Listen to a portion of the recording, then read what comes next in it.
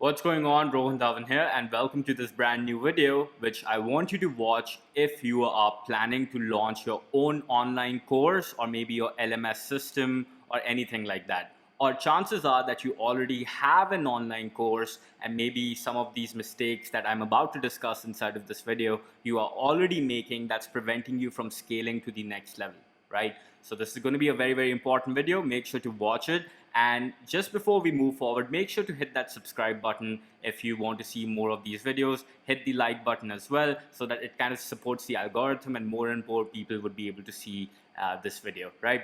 So that being said, let's get into the content. The first mistake that I want to share with you that a lot of online course creators and consultants actually make is that they love sharing more information. So they love bundling all these video pieces of content, even about subjects that they are not a master of, and they would package it all together, make it into a 999 solution, and try to sell it down people's throats. I'm sorry for using that terminology, but that's literally what's happening. People would just take a lot of content, a lot of information, just package it together, and they think that if they do this, this will increase the attractiveness level of whatever they are trying to offer, and this will make people consider that the course is worthy of that 999 price that they're trying to offer. This is not such a good strategy because you must realize that more information does not equate to direct transformation. If you think about it, we are producing information about, let's say, fitness, health, depression, anxiety. We are producing information about relationships, making money, etc., etc. Now, despite there being so much information which is widely available to everybody else, there are not enough transformations. So this means that people are still suffering from health issues. There's still obesity. There is still diabetes. There are still people who are suffering from poverty. They have not figured out how to actually make money online, or they are still suffering from relationships issues and all that stuff. So what you must realize is that by putting bunch of videos together and just adding more and more content, making your course 30 hours, 60 hours, or just increasing the number of hours of content that you have won't necessarily result in the main thing that your client is after, which is getting that transformation, going from point A, where they are stuck, where they are unable to actually do things on their own, to going to a way to point B, where they could actually experience radical transformation. They could experience the shift that they have been unable to accomplish on their own, because of which they are bringing a consultant and an expert just like yourself in the picture. Now, imagine somebody going through that pain where they are unable to actually make that transformation, and you just give them bunch of videos, right? 30, 60, 70 hours of content. You must understand that, after all, if that content is not directly benefiting them, it's really no point of adding the same thing to it. Because think about it, everybody is a human being. Just by giving them videos, they won't necessarily consume every single thing, and then they would end up being in the same exact position that they are in. And that's like a philosophy that I love following inside of my own program that I offer to people. It's called as Uability Elite. Now, when I'm on the call with people, or one of my salesperson is on the call, a lot of people ask me, Rohan, why is your course not covering every single aspect of digital marketing? Why am I not becoming an A to Z expert of digital marketing? Why is that whole thing not taught? Why are you only focusing on, let's say, building a funnel and, let's say, getting paid traffic and all that stuff? Well, this same concept applies over here, because my goal is not to shove more and more information to people so that they get overwhelmed. My goal is only to share that level of information that people can follow, literally step by step, as fast as possible, and achieve the transformation that they are looking for, which is, in my case, helping them grow a successful, sustainable, high ticket business, right? Now, this transformation could literally be anything for your scenario. So what you have to do is reevaluate if whatever information you are sharing with your students, is that really needed, is that really required, and would that directly benefit your clients or not, or would it just confuse them, would it just overwhelm them, and because of that they would just end up being in that exact same position that they have always been in, right? So you have to really think about that, and really understand the concept that it's not about giving them more hours of content and increasing the bundle value of whatever you're trying to offer. just understand that people are human beings. Like you're dealing with human beings. They are not robots. They want results, and they want that in the shortest time possible. If you can, obviously, do that, right? That's why whenever we do an upgradation of our course, my goal is to make it as short as possible, and make sure that it's more result oriented, more transformation oriented than making people into like an information wizard. My goal is not to provide an encyclopedia, right? My goal is to help people get the result because of which they are paying me money for. Simple. So that's the first mistake that a lot of online course creators and consultants actually make. Now, let's talk about the second mistake. Okay, the second mistake is that a lot of online course creators and consultants do not validate their ideas before going out to the marketplace and selling. Now, what do I mean by this? If you think about and if you recall the 2001 financial crisis, and you can watch various kind of documentaries about it like the startup.com, you would realize that there were a lot of companies out there that would just get funding in huge numbers from different kind of investors out there. Then what they would do is they would just immediately go out there, hire a bunch of employees, take a huge office. The CEOs will start paying them huge money because they already think that the company is successful. But when they would, what they would do next is they would like hire this team of engineers who would then start working on the concept or the idea, and they would spend months, years working on that thing. And when they are finally ready to market the product, they would get like a huge marketing team, a huge PR team that will do huge advertisements, huge marketing campaigns to attract people. And a lot of companies did that, but what ended up happening is for majority of them, they learned that whatever they were offering to the marketplace, there was not enough demand for it.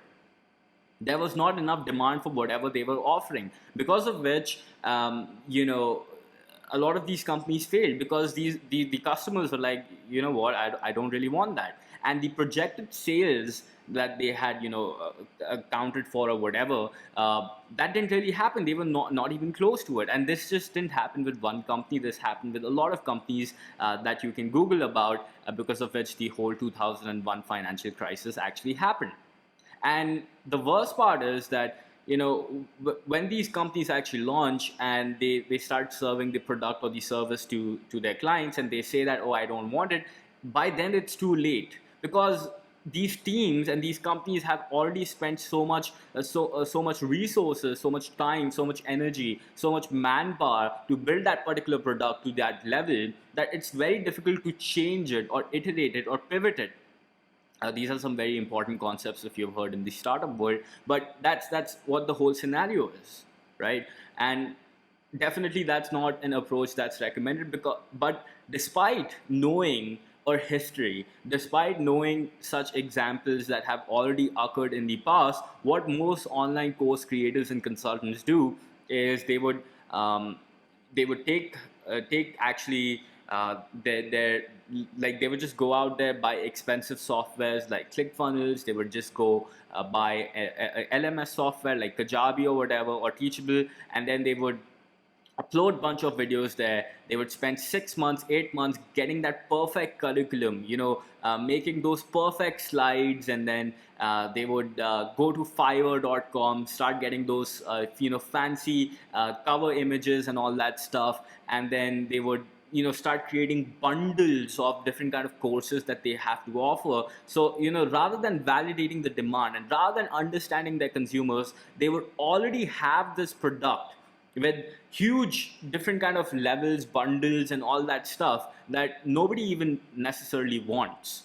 And then what they do is they would just go out there, buy more software, start spending money on ads and everything. They would then host maybe webinars and everything, and then they would expect that, oh yeah, people should buy my stuff now.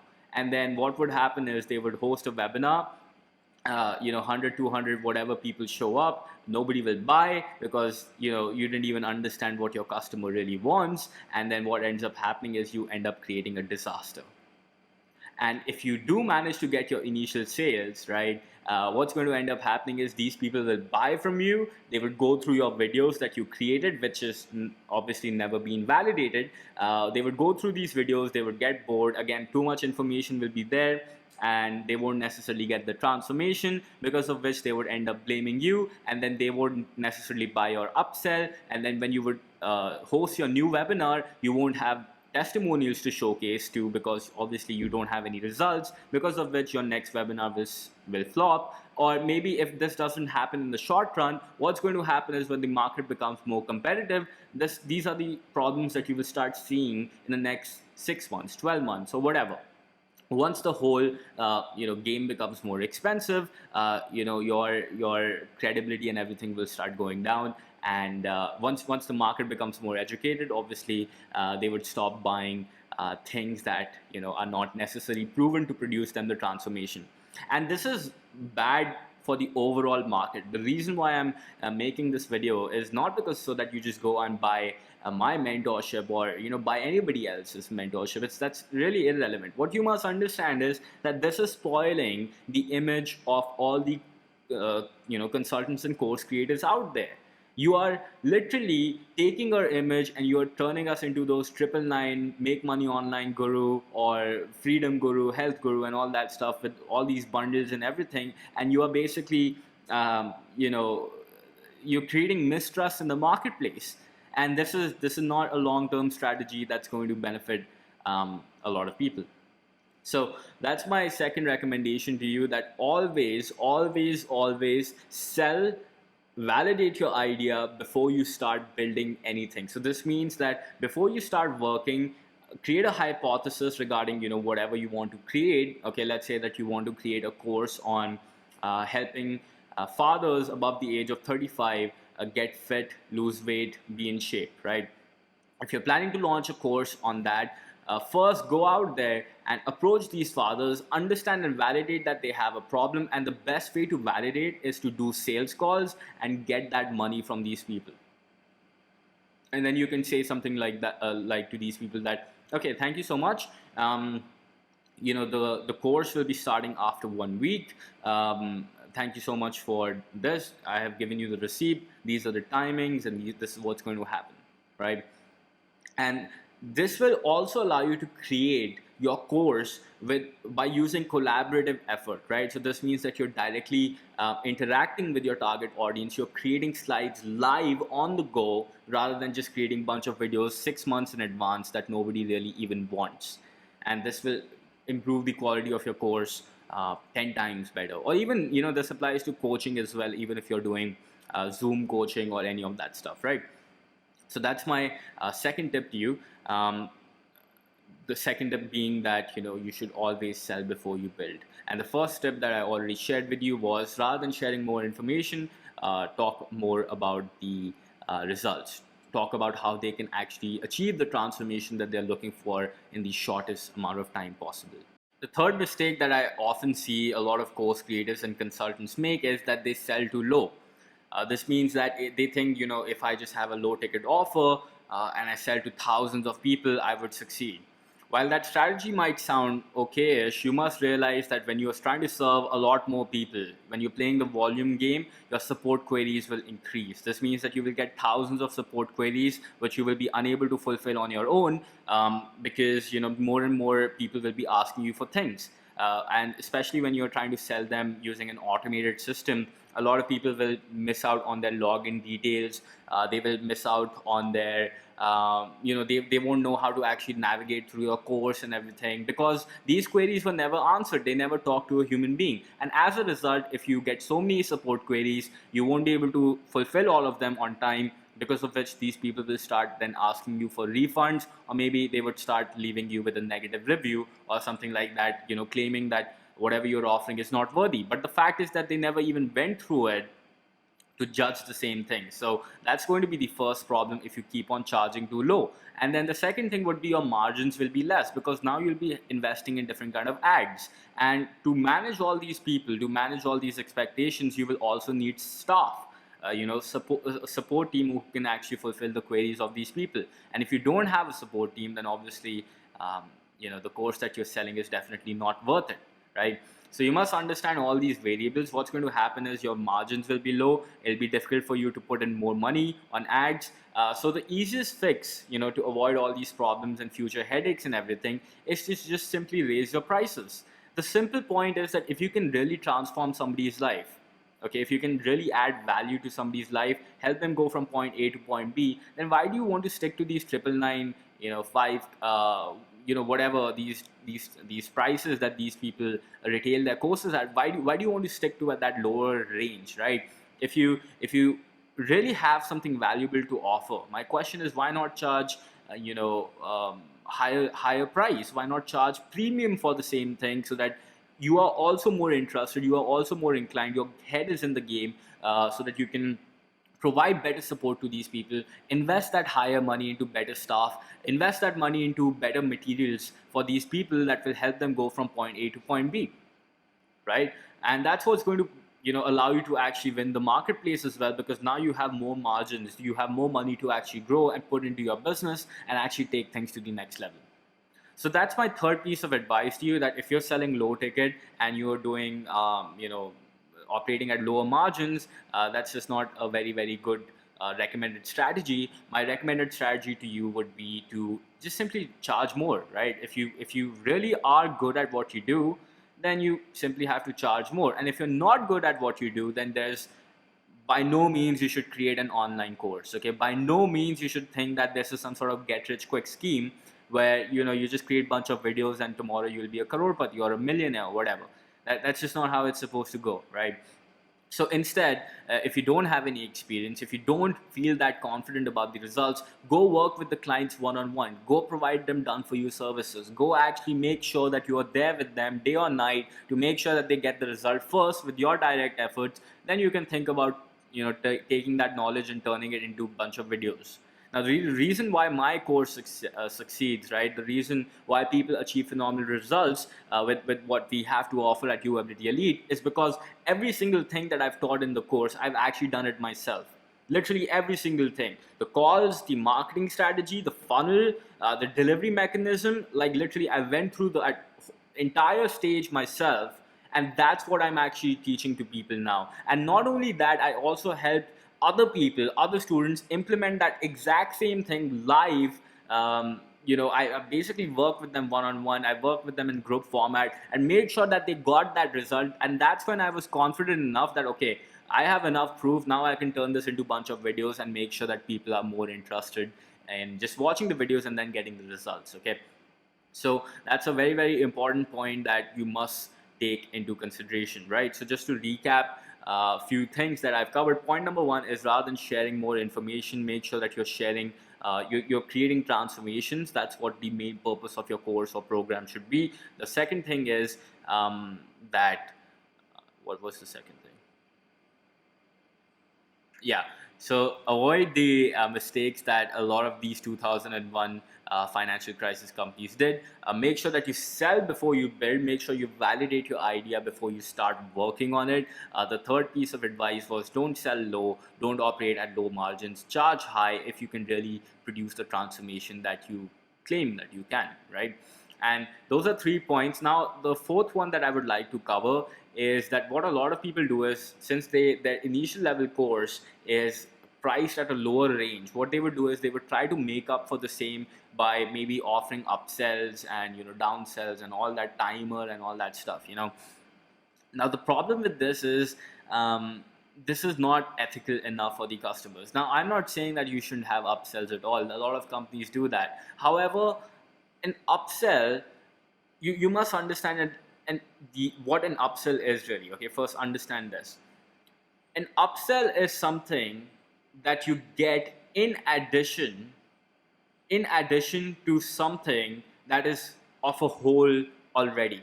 So for example, let's say you go to buy an iPad, okay, or an iPhone, maybe let's say an iPad, right? Now, an iPad is a device on its own.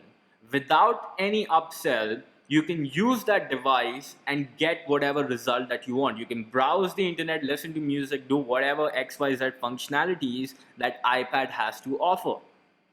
Okay. really pay attention to this point that I'm trying to tell you. iPad is a whole on its own. Now, when you go to Apple and they say to you something like, "Hey Rohan, you know, you have an iPad, it works great, you got the result that you wanted, but do you want, let's say you're in college or you're taking notes or something, do you want to actually write down those notes faster? Do you want to increase your efficiency?" And that's when they will offer you something like an Apple Pencil. That will make more sense because a product that's already a whole is being supplemented by another thing that could make it go faster. So it's a supplement, okay? And let's say you go to McDonald's. Let's say another example, right? Let's say you order a hamburger or something like that, right? Now the person says that, okay, the upsell, that the first thing that the person says is that, do you want fries and Coke along with your order? So the hamburger that you have already purchased, it's complete on its own. Okay, so you eat that, you will get that level of satisfaction, whatever you were looking for, and the Coke and the fries are basically an addition to the whole item that you're already purchasing. Now, what a lot of people do, especially in today's time, they won't give you that whole item. They would give you a glimpse of it, and to get the whole item, you have to pay more money to unlock the whole goddamn thing. Are you getting what I'm saying? So it's like you going to McDonald's and I just offer you a burger without the patty, without the lettuce or tomatoes or whatever, and I just give you the bun with some mayo on it, and I'm like, here.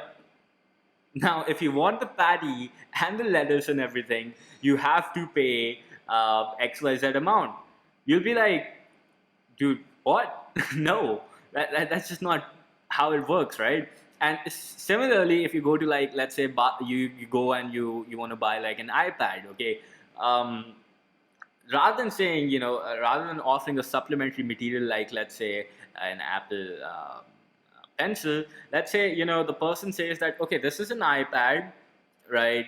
And let's say, you get all the features, but basically to open the camera app, right? To open the camera app, you have to pay more. It's really going to defeat the purpose of it, right? So what I'm trying to say to you is, if you're going to add upsells to your services or your course or whatever, make sure that they actually make sense. They are not there to um, scam people or make them feel like, what the hell have they just bought, right? So if you're positioning your courses like that, just remember that you are doing something wrong, and that's just injustice to your customers, because what they just bought was not what you promised them, and you just gave them the buns without the patty and the lettuce and the tomatoes.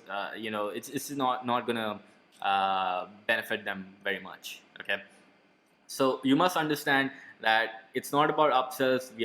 They are human beings, so charge them upfront higher, but make sure that you're honest with them and you give them exactly what they asked for. If you don't do that, your brand might survive in the short run, but in the long run, well, if you do survive in the long run, I'll be more than happy to see you in the battleground, right? So that being said, those are the four key things that I want to share with you if you're planning to launch an online course, especially during this whole pandemic time where people are really interested in shifting to this whole online course business and everything. Four key mistakes that I just want to cover. Make sure that you don't focus on information, focus on transformation. The second thing is that I always forget the second thing. Yeah, avoid the mistake like that, the whole 2001 financial crisis thing. Make sure that you sell before you build. Make sure you validate your idea before you actually get into the making of it. The third thing was, don't charge less, don't operate at lower margins. And the fourth thing is, if you charge less and if you're adding all those upsells and everything, make sure that the upsell is a whole of something, and it's not just designed to squeeze out more money from your customers. At least that's a strategy that Jeff Bezos won't recommend. So that being said, that's what my four tips are. I hope they really benefit you, and if they do, just make sure to leave a comment down below. Make sure that you share your thoughts. If you have anything that could, that you think could add to this video, then that'll be very, very beneficial as well. Make sure to leave your thoughts, make sure to like, and obviously hit the subscribe button if you want to see more of these videos.